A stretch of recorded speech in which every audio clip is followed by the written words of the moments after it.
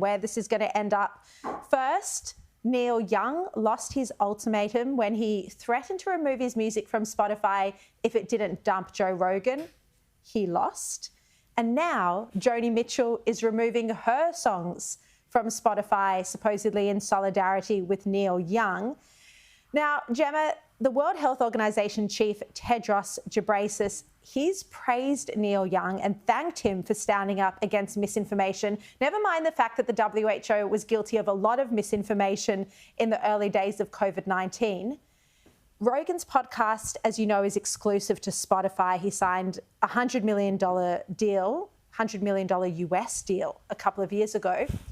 Gemma, this threat by Neil Young backfired spectacularly. But the concern is that if more musicians join the boycott, do you think the company will eventually cave? Oh, not in a blue moon. Absolutely not. I watched this play out and don't mind a bit of Neil Young, not a massive fan of Joni Mitchell, but that's not the point. The point is Joe Rogan, who I listen to occasionally, does what a lot of mainstream journalists don't have the luxury of doing. He has these long form interviews where he asks a million questions. I actually find them a little bit long and tedious, just my view.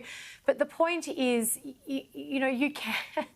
Where have we gone, Shari, where we can't actually cohabit a space with someone when we disagree with them? I'm not going to get my health advice from Joe Rogan. Most reasonable people won't get their health advice from Joe Rogan. And as for the head of WHO congratulating Neil Young, I would not wear that as a badge of honour anytime soon, particularly not when COVID is concerned. I think the whole thing is a problem. Everyday people, whether it's in this country or another one, don't have the time to entertain. Aaron, this is a complicated area because there is a lot of misinformation on the internet, and one of the interviews that the musicians or that Joni Mitchell referred to as an interview Joe Rogan did with one of the developers of the mRNA vaccine, Robert Malone, and it's questions the vaccine. But the problem is if we become like China, if we start censoring experts who are interviewed, where does this end?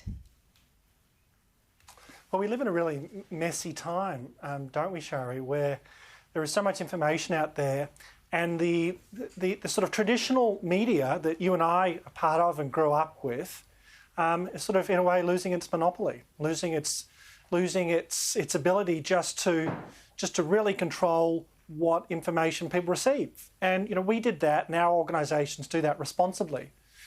But now the world's not like that, and any person, any populist can get an audience of millions, and in this case, hundreds of millions of people around the world. And this is colliding. This change in media landscape is colliding with freedom of speech and freedom of commercial organisations to hire whatever media sort of broadcasters they want to. So look, it is incredibly difficult and raises some philosophical questions. I think the bedrock is we cannot censor people. Absolutely. People want to listen to Joe Rogan, that's their right. Especially popular people that the people want to hear. And as you said, he has millions of listeners around the world.